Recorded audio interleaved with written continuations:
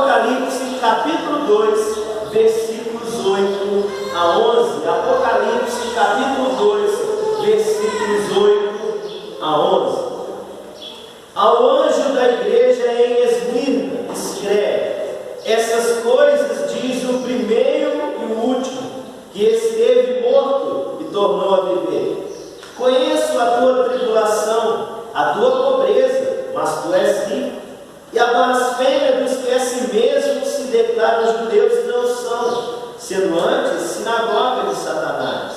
Não temas as coisas que tens de sofrer. Eis que o diabo está para lançar em prisão alguns dentre vós, para seres postos à prova, e tereis tribulação de 10 dias. Sede fiel até a morte, e dar-te-ei a coroa da vida.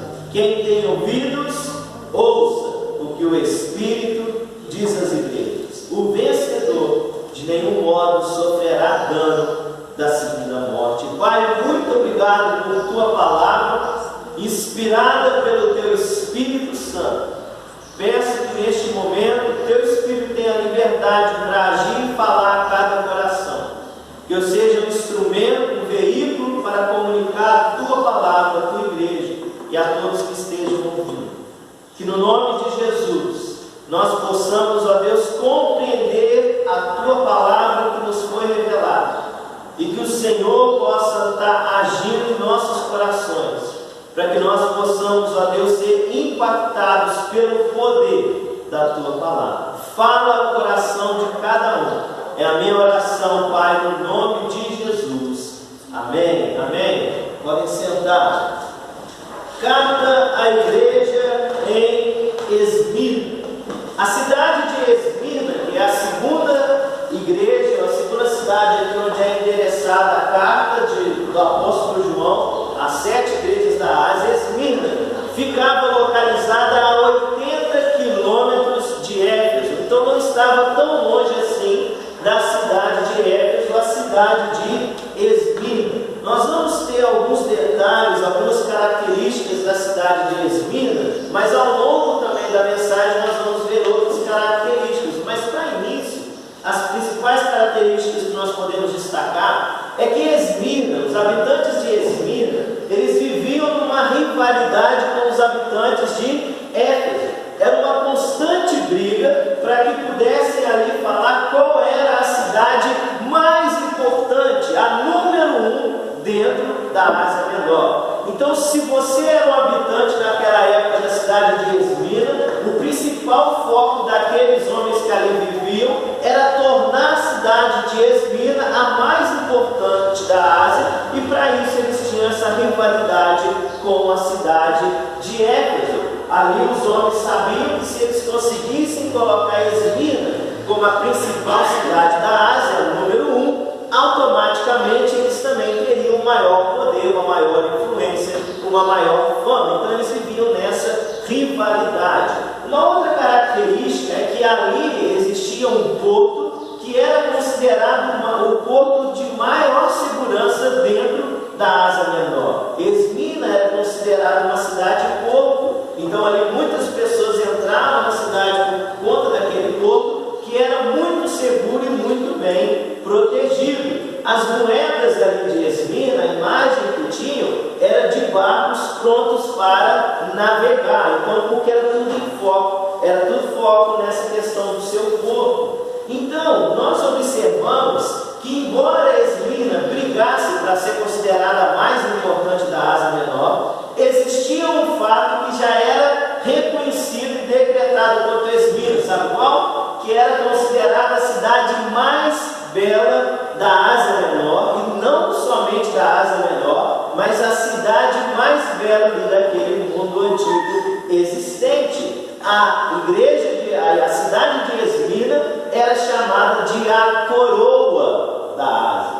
Então nós vamos começar a nos familiar com algumas características e vemos que não é à toa que ela aqui fala sobre coroa. Ela era conhecida como a coroa da Ásia por ser uma cidade muito bela. Lá em Esmirna existia o chamado Monte Pagos, e nesse monte existia ali um círculo de belos edifícios que eram chamados de coroa de portos,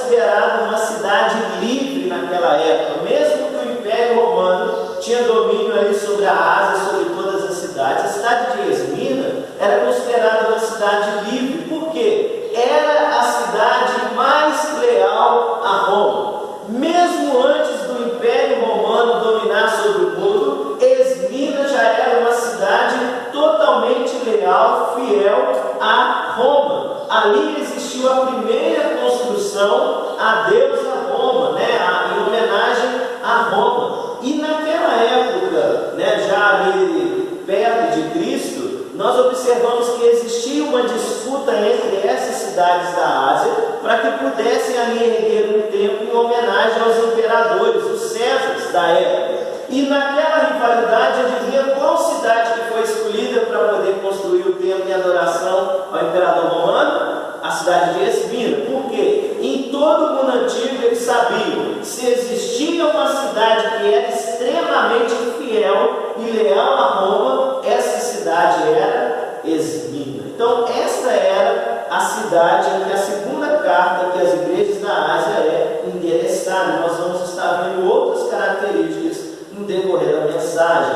Nós observamos aqui no versículo 8 a descrição do Senhor Jesus, a descrição do remetente desta carta. Ele vai dizer, vai se declarar, vai se caracterizar nessa carta da seguinte forma, versículo 8: essas coisas diz o primeiro e o último, que esteve morto e tornou a viver. Estas coisas diz o primeiro e o último. No Antigo Testamento, o Senhor Deus já havia se revelado ao povo de Israel como o primeiro e o último, aquele que não tem início e que não tem fim, o Deus que é eterno. Apocalipse capítulo 1, se nós voltarmos ao capítulo 1, versículo 8, João aqui está também descrevendo o Senhor. Ele vai dizer no versículo 8: eu sou o Alfa e o Ômega, diz o Senhor, porque Alfa é a primeira letra do alfabeto grego e Ômega é a última letra do alfabeto grego. Então, quando diz eu sou o Alfa e o Ômega, ele também está dizendo eu sou o primeiro e o último, aquele que não tem início e aquele que não tem fim. Então, o próprio Senhor Jesus está se considerando aqui o primeiro e o último. Mas vamos lembrar que existia essa rivalidade entre Esmina e Éfeso. Lembra que aqueles habitantes queriam tornar Esmina a número 1 da cidade de Éfeso. Então, certamente não à toa que o Senhor Jesus, em específico, ele vai se declarar à igreja de Esmina dizendo o seguinte: eu sou o primeiro e o último. Por mais que alguém queira ter uma grande importância nessa terra, ninguém vai se comparar diante do Senhor, que é o primeiro e o último, o princípio e o fim, o Senhor que é eterno. Mas ele também vai dizer que esteve morto e tornou a viver. No original, no grego, esse verbo esteve, ele está aqui num tempo que significa, indica, que é como se ele dissesse o seguinte: aquele que experimentou de uma forma transitória a morte.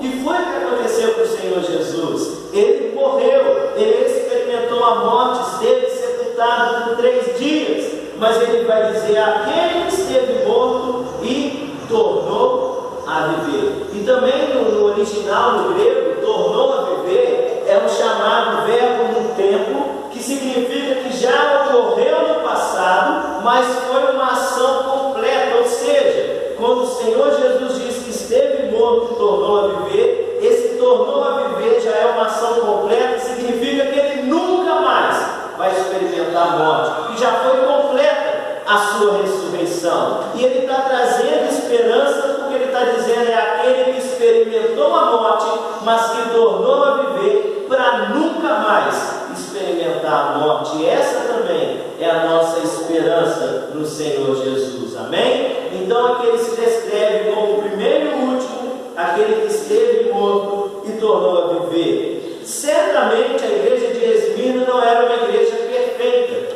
porém nós não vamos encontrar na carta a Esmina nenhuma crítica do Senhor Jesus a ser destacada. Vai ter os elogios, vai ter os reconhecimentos do Senhor, mas não vai ter uma crítica como aconteceu em Éfeso, que foi criticada por ter abandonado o quê?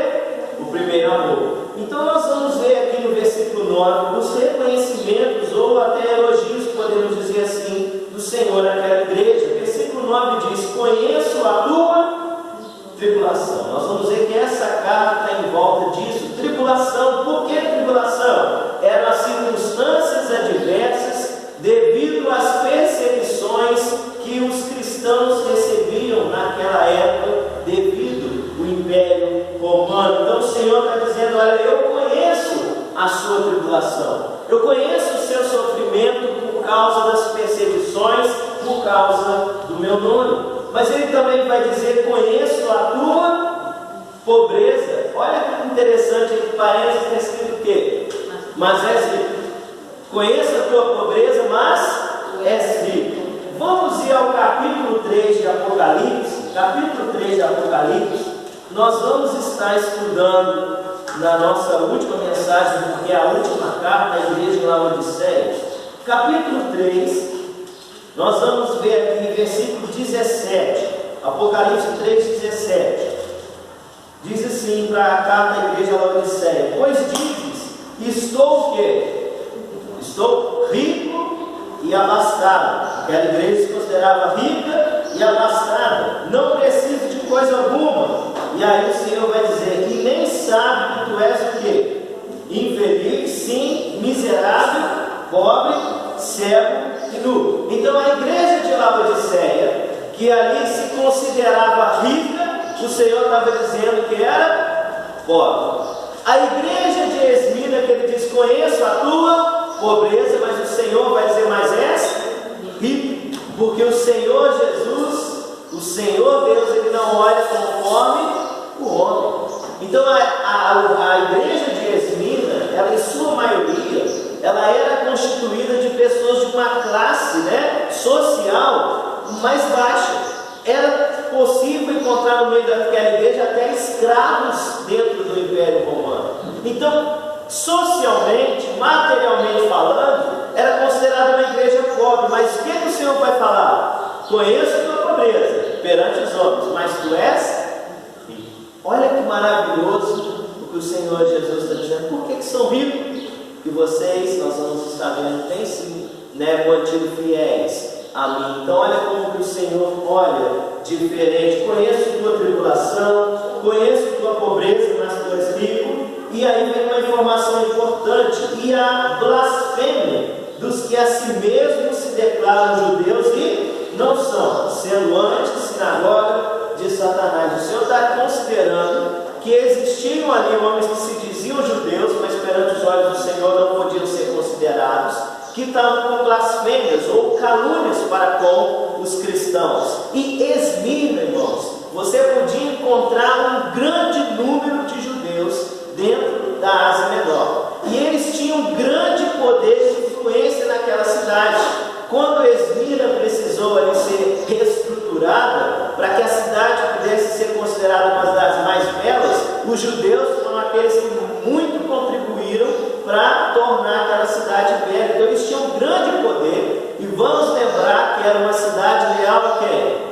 A Roma. E sabemos que os cristãos eram leais e fiéis ao Senhor, não a César, não a Roma. Então, por conta disso, os judeus instigavam os romanos contra os cristãos daquela cidade. Então, aqueles cristãos daquela cidade de Esmina que queriam seguir a Cristo, o que os judeus faziam? Eles iam até os romanos e falavam: olha, um grupo de cristão que não quer ser leal e fiel a Roma. E você observa que os judeus sempre fizeram isso com a igreja. Foram eles que entregaram o Senhor Jesus para ser crucificado. Você vê que são os judeus que perseguem a igreja primitiva. Você vê que os judeus estão a todo tempo atrapalhando as viagens missionárias do apóstolo Paulo. Quando Paulo pregava, as pessoas começavam a se converter. Os judeus vinham de todos os lugares para causar revolta nas cidades e impedir o avanço da igreja. E Esmina tinha uma grande quantidade de judeus que perseguiam, caluniavam, blasfemavam contra o Senhor e perseguiam os cristãos. Então o Senhor está dizendo: eu conheço tudo que vocês têm passado, conheço a sua tribulação, conheço a sua pobreza, reconheço que materialmente, socialmente vocês têm pobreza. E uma curiosidade interessante é que o simples fato de ser cristão podia atrair pessoas a entrar nas suas casas e roubar o pouco que tinham. Olha que interessante, só porque dizia que naquela casa de um cristão era bem passível de entrar ali alguém para roubar o pouco recurso que podiam suportar, então, que podiam ter. Então olha o que eles tinham que suportar: tribulação, pobreza e ainda os judeus instigando Roma contra eles. E aí então o Senhor vai aqui no versículo 10 trazer um alerta àquela igreja. E qual que é o alerta? Continua a luta, porque ele vai dizer: não temas as coisas que tens de o quê?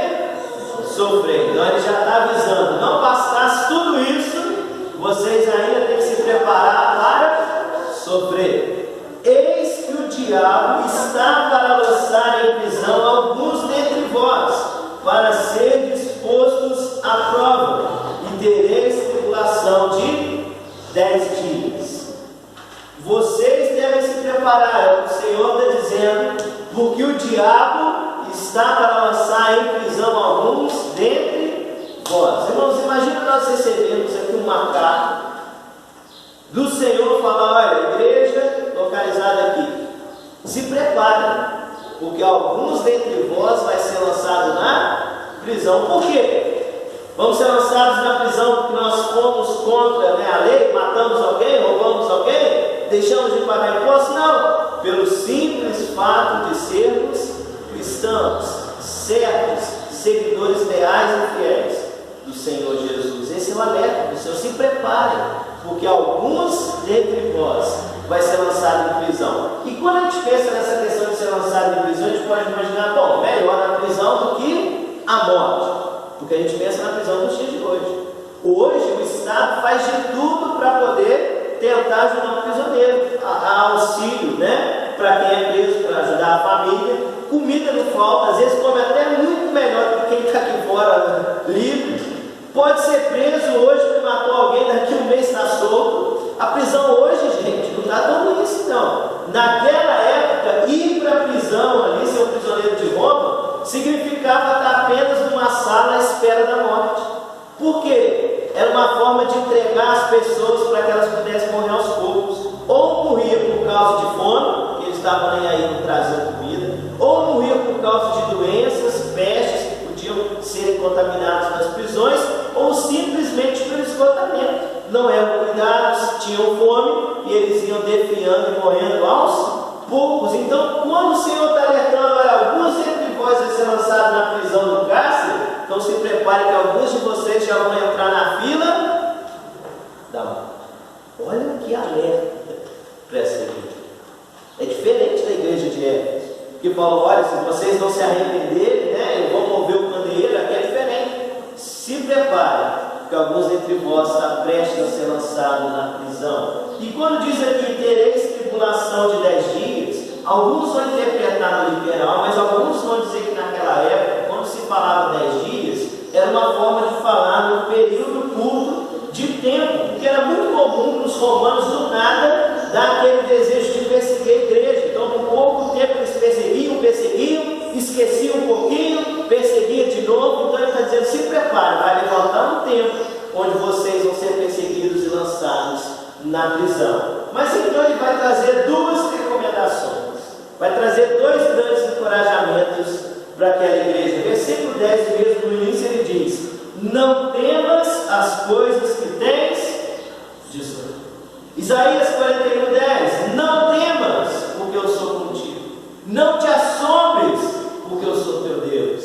Eu te fortaleço, eu te ajudo e te sustento com a minha destra fiel. O Senhor encorajava seu povo no momento ali que estavam como prisioneiros dos seus inimigos, e ele diz: não temam, porque eu sou teu Deus. Não temam, porque eu sou contigo. Então o Senhor está fazendo aqui a mesma coisa: não temam as coisas que tens de sofrer. Quando ele diz isso, faz-os lembrar que eles não estavam sozinhos. Lembra que o Senhor Jesus prometeu: eis que eu estarei convosco todos os dias, até a consumação dos séculos. Quando ele aconselhou seus discípulos: quando vocês forem pregando a minha palavra, vocês vão ser colocados perante as autoridades, mas não temam o que vocês têm de sofrer. Naquele momento eu serei com a boca de vocês, o Espírito Santo colocará a palavra na boca de vocês. Não temam, esses que irão os perseguir. O Senhor Jesus já havia alertado.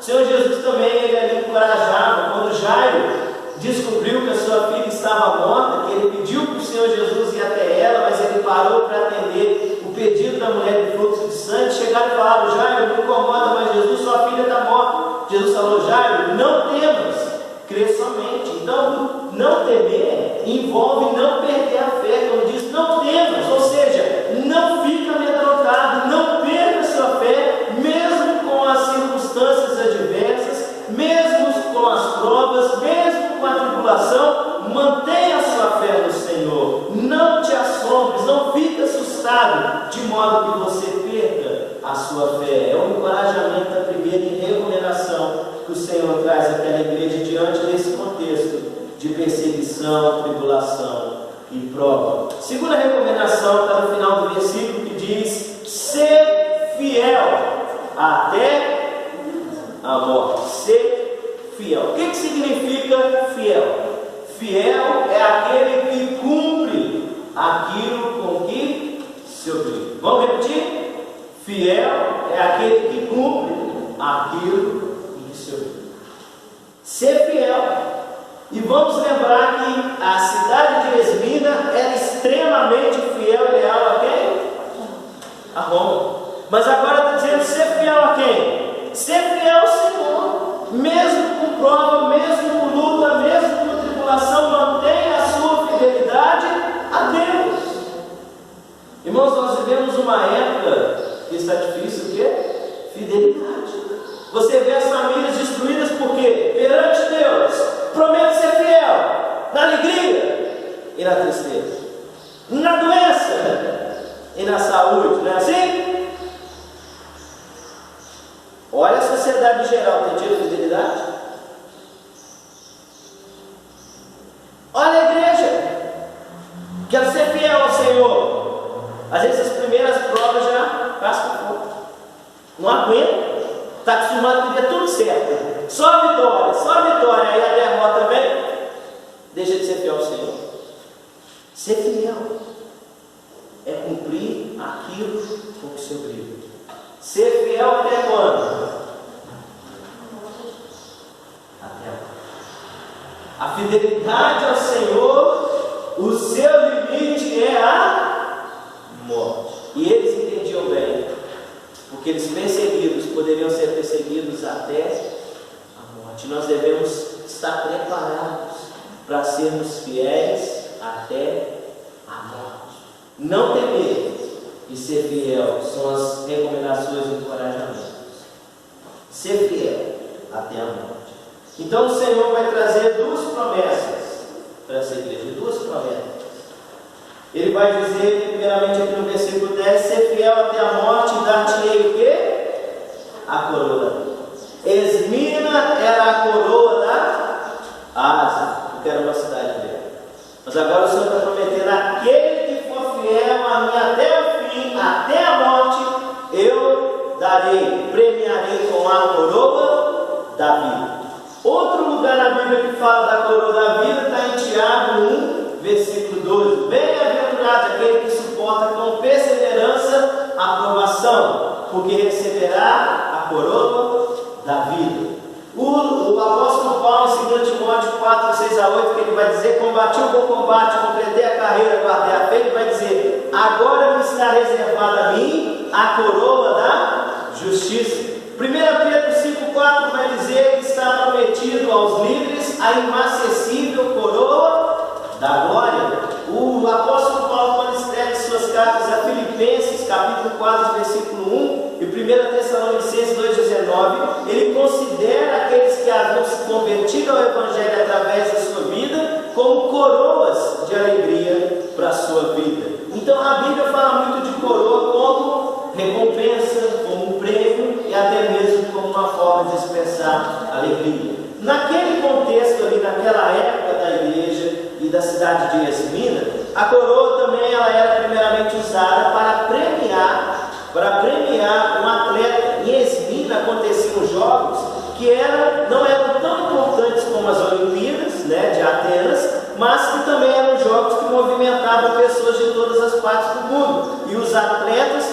eram vencedores, eles recebiam também uma coroa de louros sobre suas cabeças, simbolizando aquela vitória. Uma outra forma naquela época de alguém receber uma coroa é quando ela cumpria com fidelidade a sua tarefa ou sua responsabilidade. Então, se uma pessoa designava uma tarefa a outra e ela era fiel, cumpria até o fim, ela recebia também uma coroa como um prêmio da sua fidelidade. Até os pagãos tinham o costume, quando eles iam ali fazer festas, banquetes e até ir ao templo celebrar os seus deuses, eles tinham o costume de colocar coroas em suas cabeças, representando a alegria. Então era muito comum falar sobre coroa naquela época como um prêmio e recompensa. Porém, irmãos, nós precisamos entender que na Bíblia sempre vem falando assim: coroa da glória, coroa da justiça, coroa de alegria. Não é esse coroa na vida.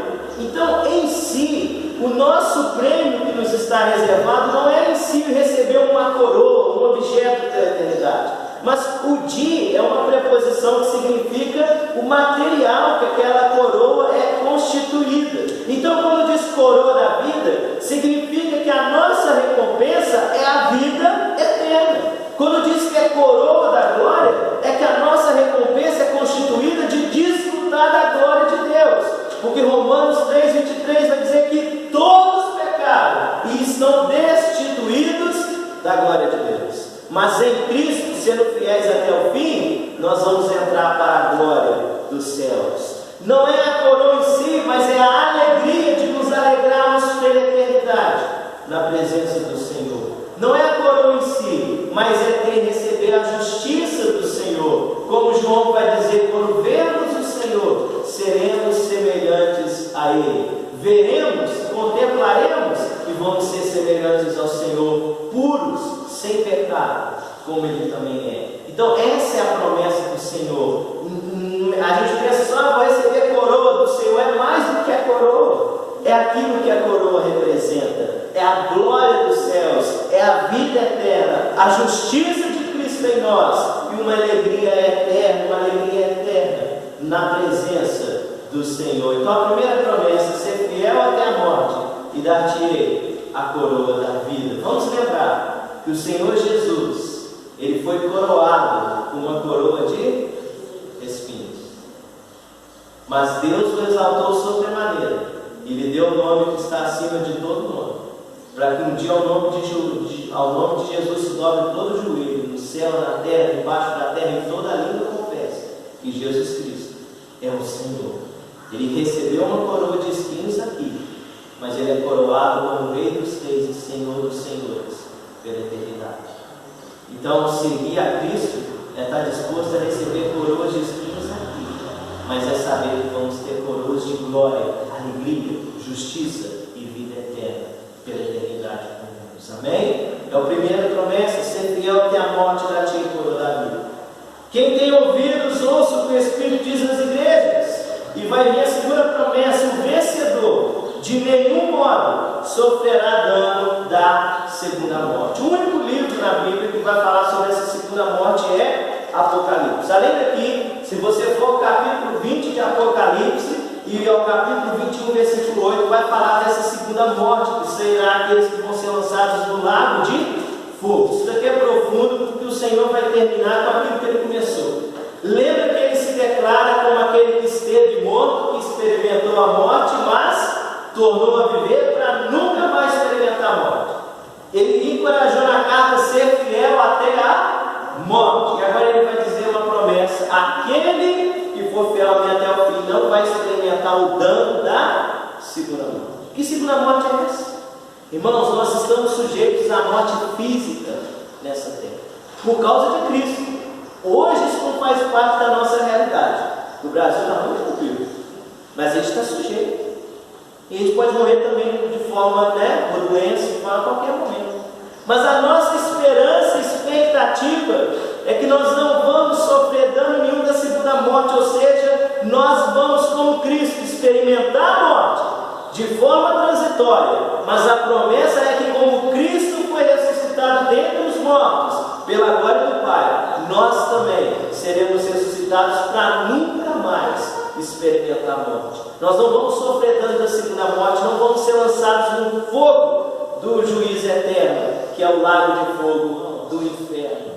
Fidelidade ao Senhor é ter Jesus como Senhor, dono, chefe, máxima autoridade da nossa vida e ser fiel até a morte. Você acha que eu, como pastor, eu não me preocupo? Não preocupo. Porque o dia que chegar a perseguição no Brasil, os primeiros que eles vão perseguir é quem? Pastor. Quem eles vão querer que se adequem às leis humanas de tolerância, de que tem que praticar e aceitar coisas que são contra a vida? Pastor.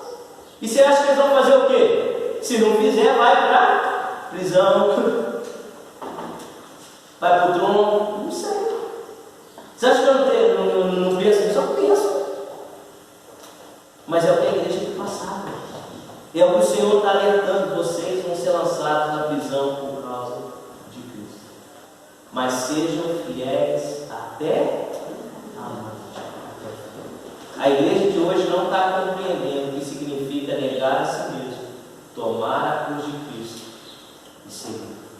A igreja de hoje quer coroas e recompensas aqui. Não querem receber coroas de espinhos, mas querem já desfrutar da alegria passageira dessa vida. E eu temo, irmãos, que esses que amam se dizer evangélicos e cristãos, na hora que a perseguição chegar aqui, sejam os primeiros a assumirem.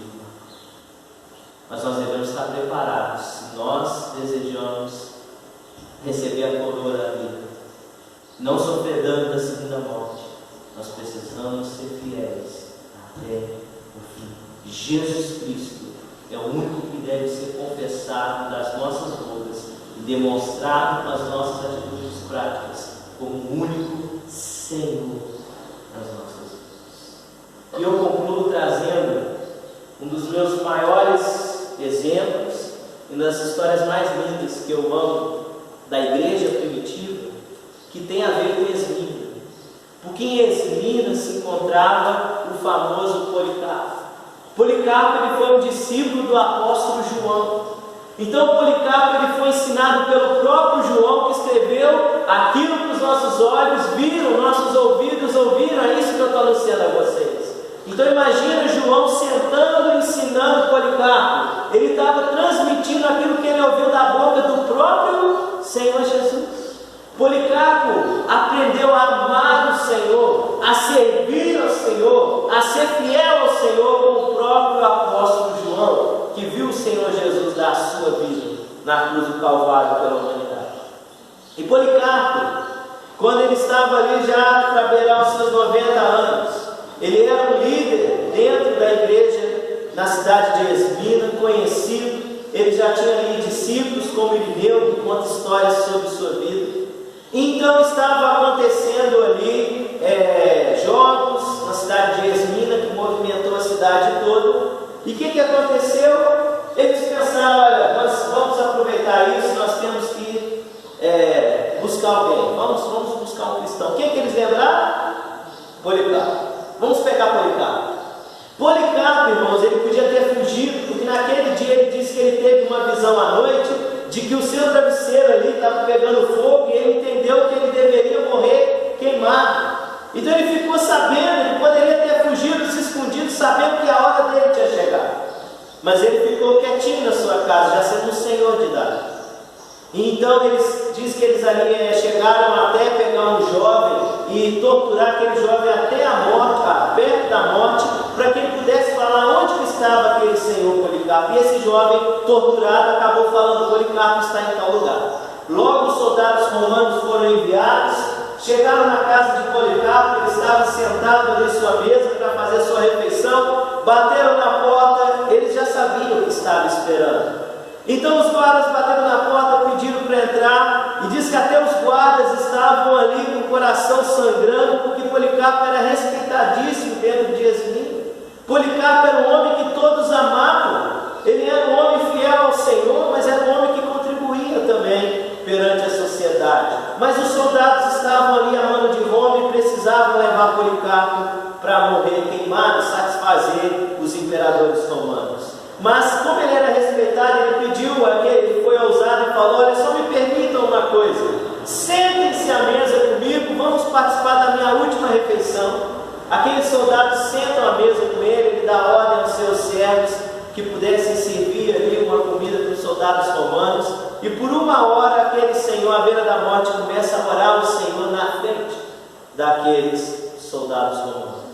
Mas chega a hora então, o Policarpo se entrega e diz: eu estou preparado para ir. Diz que a caminho de ele ser sacrificado por causa do Senhor, começaram a falar: Policarpo, você já é um senhor de idade, tenha misericórdia da sua vida, é só você confessar que César é o Senhor, é tão simples. Talvez eles podiam falar: a gente não vai espalhar para todo mundo, a sua igreja nem vai ficar sabendo, é só mesmo para você não ser morto, tem piedade da sua vida. E Policarpo, ele mantinha a sua fidelidade ao Senhor. Ele chega ao lugar ali para ser sacrificado, para colocar em fogo nele, e então vem ali um homem ali, como se fosse um oficial de justiça, ele também ali, penoso o seu coração por causa de Policarpo: Policarpo, é simples, nega Jesus por um momento na sua vida, e você vai ser livrado dessa morte terrível. Então Policarpo ele vai dizer o seguinte: olha, por mais de 80 anos eu servi ao Senhor, e Ele nunca me traiu, Ele sempre foi fiel a mim. Então vai ser agora que eu vou ser infiel para com o meu Senhor. E diz que ele orou ao Senhor, e ele ali foi morto, se entregou por causa disso. Ele foi fiel até o fim, e hoje certamente já recebeu a coroa. Vamos ficar de pé, cabeças baixas, olhos fechados, para que nós possamos estar refletindo sobre a mensagem que ouvimos. Fiel até o fim, fiel até a morte. Como anda a sua fidelidade para com Deus? Pensa talvez nos mínimos detalhes do dia a dia, né? Se sem perseguição você não consegue ser fiel, não consegue abandonar, abrir mão do pecado, de coisas que tomam o lugar do Senhor nas suas vidas, você acha mesmo que numa perseguição você vai conseguir ser fiel até o fim? Irmãos, tem sido fácil, mas nós não sabemos até quando vai ser fácil seguir a Jesus no Brasil. Pode durar ainda 50 anos, pode ser que eu morra sem ver essa perseguição. Mas nós não sabemos, porque pode ser de uma hora para outra. Porque enquanto está tão fácil ser cristão aqui no Brasil, você ouve aí no Oriente Médio quantos que estão morrendo por causa de Jesus. Torturados, assassinados das formas mais cruéis que nós possamos imaginar. E o chamado para servir a Jesus é um chamado para ir até o fim. É um chamado de cumprir aquilo com que nós nos obrigamos um dia. É mais do que abrir a boca e colocar um status numa rede social. É assumir um compromisso com o Senhor, de ir contra muitas filosofias, leis, pensamentos que ferem a palavra de Deus. É ter coragem de se dispor com pessoas pelo simples fato de se manter fiel ao Senhor. Mas assim como a cidade de Esmirna estava acostumada a ser fiel e leal ao extremo a Roma, pode ser que os cristãos, eu me coloco nesse grupo, nesse nosso século no Brasil, possamos correr o risco de sermos mais leais e mais fiéis ao governo dos homens do que ao governo de Cristo. Mais leais e fiéis a um patrão que pede-nos para que façamos alguma coisa desonesta, do que fiéis e leais àquele que é o nosso Senhor, para o qual devemos trabalhar todos os dias de todo o nosso coração. e sermos fiéis. Talvez busquemos ser mais fiéis às pessoas, até mesmo a coisas, do que ao Senhor Jesus. Mas nós devíamos, irmãos, estar nos preparando para sermos fiéis ao Senhor até a morte. Que não seja por perseguição, mas até o último suspiro da vida que o Senhor te conceder nessa vida. Sabendo que Ele está conosco, não precisamos temer o que havemos de sofrer nessa vida, doenças, tristezas e até mesmo a pior das experiências da vida nessa terra, que é a morte. Mas o Senhor já iniciou a carta consolando: eu sou aquele que esteve morto, experimentou a morte, mas tornou a viver para nunca mais experimentar a morte. E se você é fiel ao Senhor e permanece fiel até o fim, você pode experimentar a morte aqui, mas é ser transitório, porque como o Senhor, a promessa é que você vai ser ressuscitado, vai retornar à vida e vai entrar para a vida eterna e nunca mais experimentará dor, tristeza e sofrimento. E eu concluo aqui falando que as últimas palavras de Policarpo antes de orar para ser morto é que quando falaram: Policarpo, você não tem medo do fogo que vai te consumir? Ele falou: vocês que deveriam temer o fogo eterno que os aguarda. Porque eu posso ser consumido aqui, mas eu vou entrar para a eternidade. Mas o fogo eterno, homem algum poderá amar. Irmãos, o chamado para servir o Senhor é chamado de fidelidade. Como anda a sua fidelidade para com Deus?